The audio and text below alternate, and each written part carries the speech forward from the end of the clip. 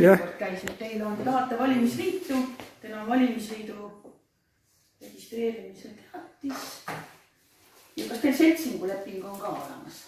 Valimisliidu registreerimiseks on olemas? Just, seal samas paberites, kui võtate välja, on olemas 12 inimese poolt, kes möödunud korral valimisliidus kogukondade viimsi kandideerisid. Tänavu aasta veebruaris uuesti moodustatud seltsing. See ei ole nüüd päris see formaat, mida valimiskomisjon on blanketina ette andnud, aga ma küsisin valimiste keskkomisjonist üle ja nad kinnitasid, et sobib ka selline.